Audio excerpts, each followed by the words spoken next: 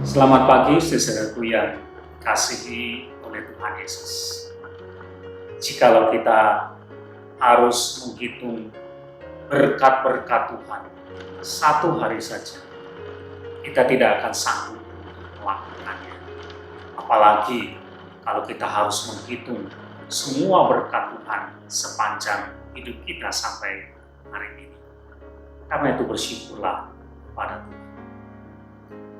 Saudara, ada sebuah ilustrasi. Satu kali ada seorang pemuda bertanya kepada seorang bijak.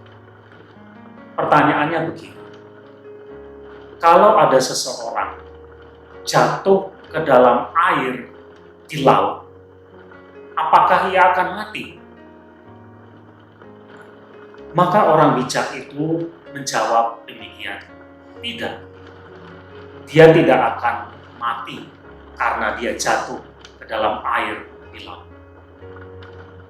Lalu pemuda itu bertanya, lalu apa yang membuat dia mati?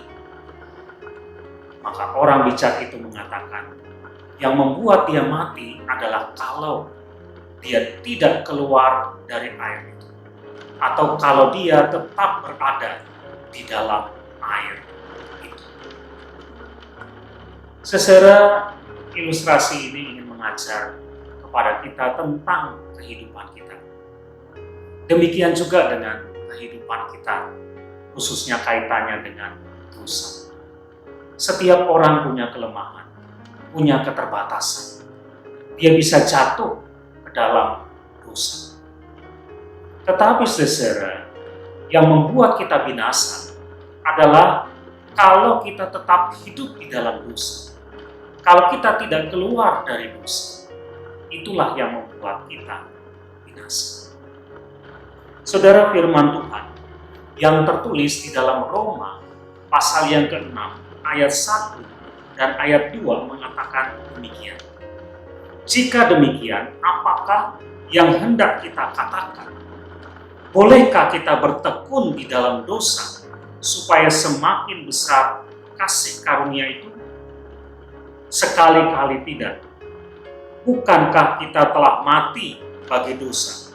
Bagaimanakah kita masih dapat hidup di dalamnya? Secara firman Tuhan mengatakan bahwa kita telah mati terhadap dosa-dosa kita. Dan oleh karena itu, kita tidak boleh lagi hidup di dalam dosa.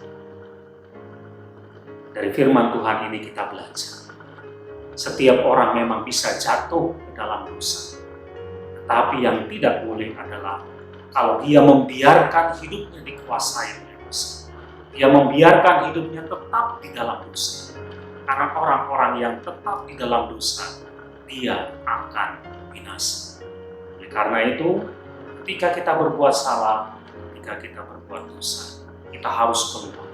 Kita harus memperbaikinya dan mulai menjalani kehidupan yang benar di hadapan Tuhan.